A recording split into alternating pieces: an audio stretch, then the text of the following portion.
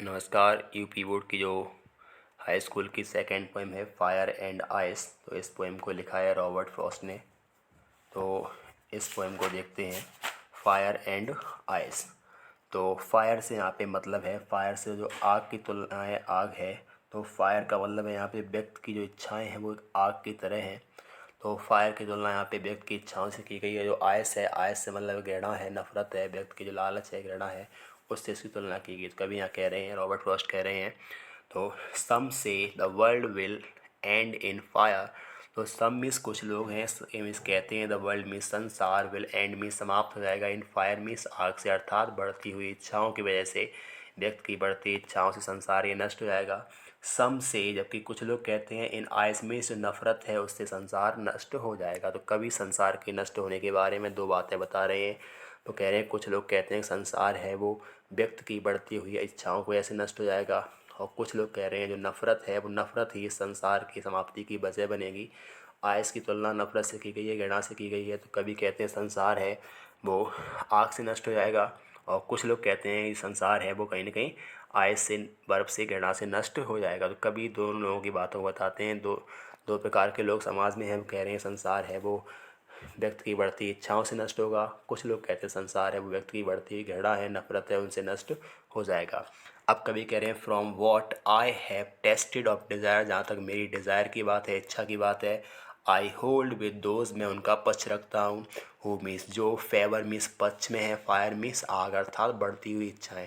तो मैं कभी कहता मैं उनके पक्ष में हूँ जो कहते हैं जो संसार है बढ़ती हुई इच्छाओं की वजह से नष्ट हो जाएगा, मैं उनके पक्ष में ज़्यादा हूँ।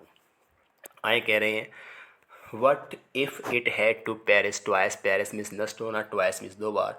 अब आए कवि कह रहे हैं पहले तो मैं उनके पक्ष में हूँ जो कह रहे हैं संसार बढ़ती हुई इच्छाओं से नष्ट हो जाएगा।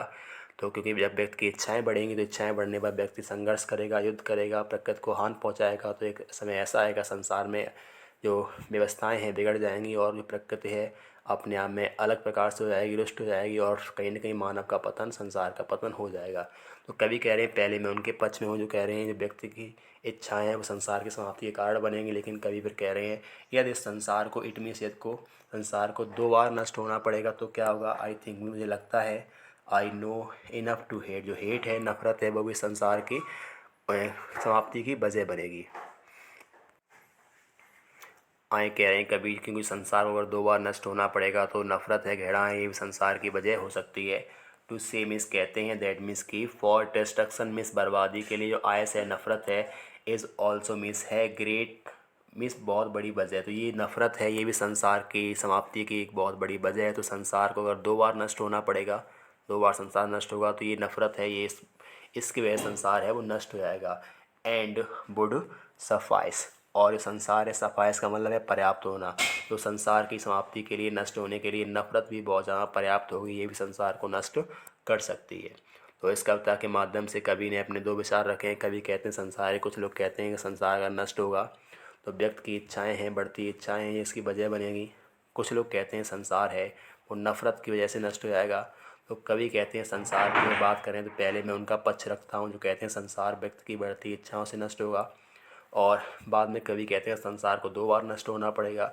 तो जो नफरत है, घृणा है, हेट है, वो भी संसार की समाप्ति का एक मुख्य वजह बनेगी। जो फायर से मतलब है व्यक्ति की बढ़ती हुई इच्छाएं, और जो आइस से मतलब है नफरत, घृणा, जो हेट, ग्रीड, लालच है, इन चीज़ें हैं। तो ये अब सब चीज़ें कहीं ना कहीं प्रतीक हैं।